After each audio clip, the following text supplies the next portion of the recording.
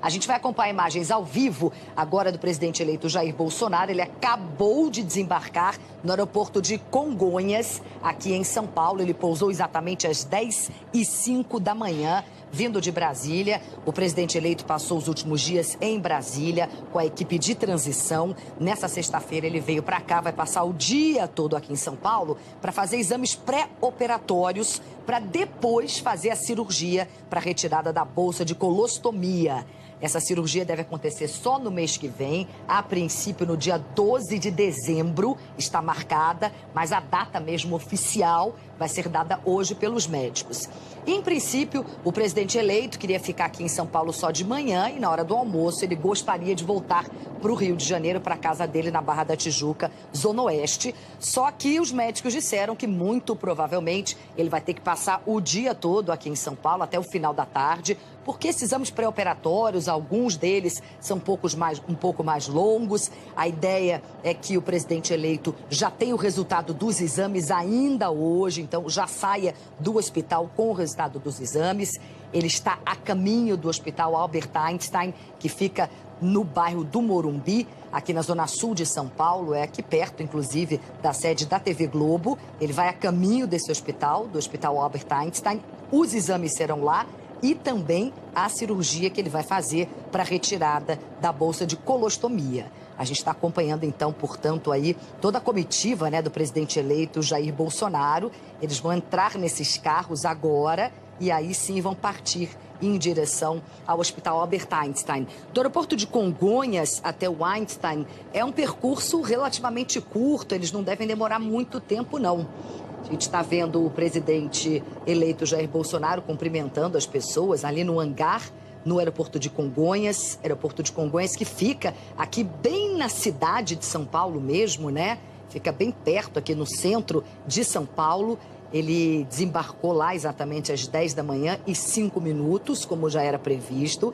A gente estava acompanhando aqui na Globo News, né, desde a saída dele de Brasília. Ele saiu de Brasília hoje cedo, pegou o avião, agora pousou aqui em Congonhas e daqui a pouquinho já vai entrar no carro para ir para o Hospital Albert Einstein fazer, então, esses exames pré-operatórios. Claro, exames pré-operatórios são sempre fundamentais antes de uma cirurgia. Apesar do presidente eleito já ter feito, né, 2 cirurgias em função dessa facada que ele tomou em Juiz de Fora, Minas Gerais, ele vai ter que fazer mais exames pré-operatórios antes dessa próxima cirurgia, que será a terceira cirurgia essa para retirar a bolsa de colostomia, porque até então, desde a primeira cirurgia, o presidente eleito está usando uma bolsa de colostomia. Então, essa cirurgia será exatamente para a retirada dessa bolsa. A princípio, dia 12 de dezembro, mas a data vai ser confirmada hoje pelos médicos.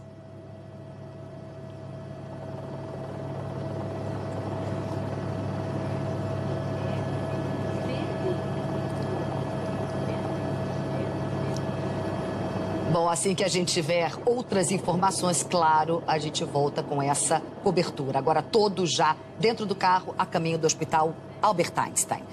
O presidente eleito Jair Bolsonaro escolheu o colombiano Ricardo Vélez Rodrigues como ministro da Educação. Vamos falar sobre isso com o Fábio William, lá em Brasília. Fábio, bom dia. Esse nome contrariou todas as especulações que estavam sendo feitas.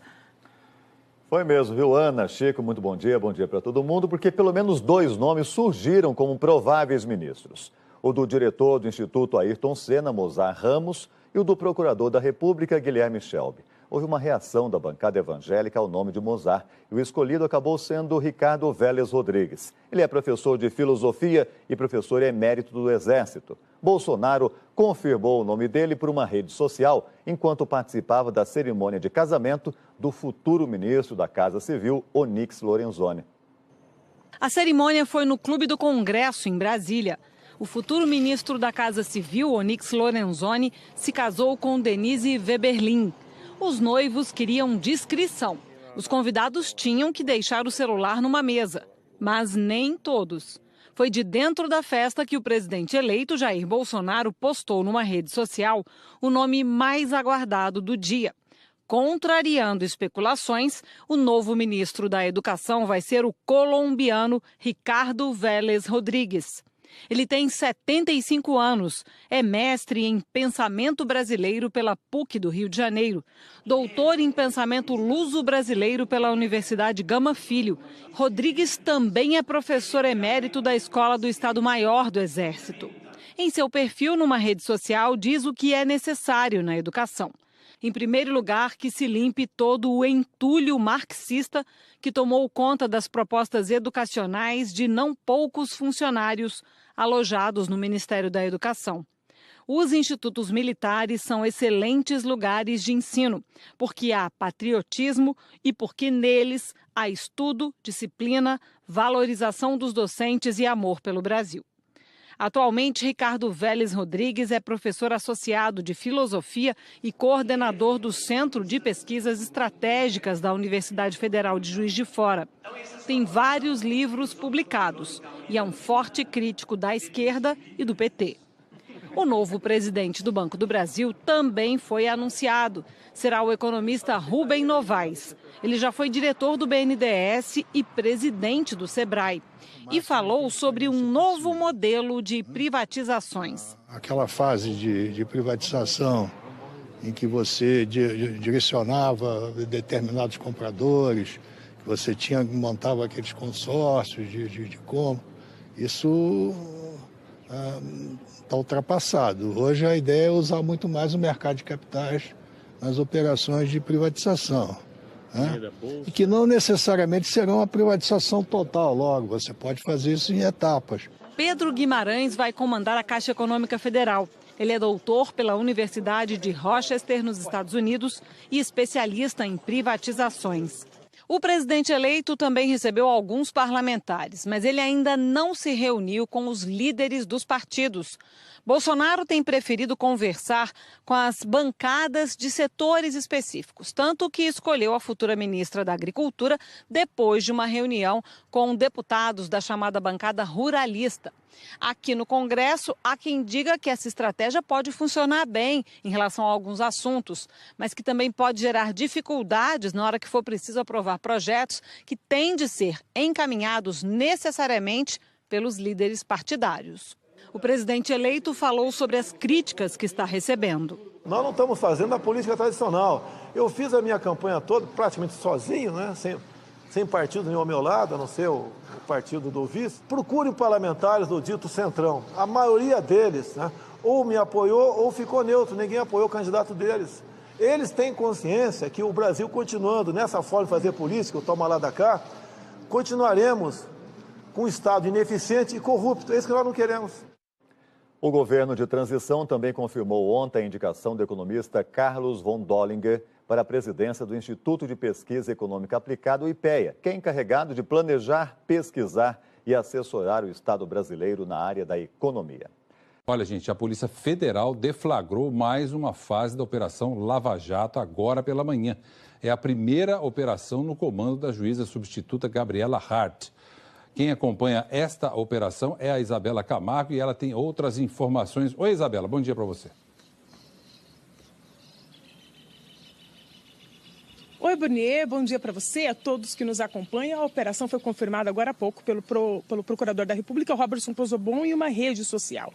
Segundo ele, 22 pessoas tiveram a prisão decretada em investigação, que é um desdobramento da corrupção em contratos de construção da sede da Petrobras na Bahia, denominada Torre Pituba, ainda segundo o Procurador da República. O esquema criminoso teria começado em 2009 e se estendido até 2016. São as primeiras informações, portanto, da fase 56 da Operação Lava Jato. Nós estávamos praticamente há 2 meses sem uma nova etapa de investigação. A última, fase 55, foi no dia 26 de setembro. Foi uma fase que cumpriu mandados de busca e apreensão na casa do ex-governador do Paraná, o ex-governador Beto Richa. Portanto, depois de praticamente 2 meses de todo o período eleitoral, a PF volta para as ruas para cumprir mandados dessa investigação com relação à Petrobras, mais um desdobramento da Operação Lava Jato. Burnier, estas são as primeiras informações. Nós esperamos que na sequência venham mais, que a Polícia Federal confirme, num release, quantos policiais estão nas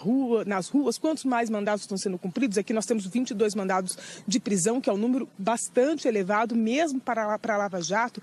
A fase maior maior em número de presos, tinha sido a 7ª fase ainda em 2014, portanto, um número realmente que chama bastante atenção. A expectativa, então, é que agora a Polícia Federal confirme as informações num release e que a gente tenha aquela entrevista coletiva às 10 horas com mais detalhes a respeito deste novo desdobramento da Operação Lava Jato, que, como você destacou, também é a primeira fase comandada pela juíza substituta Gabriela Hart, que substitui.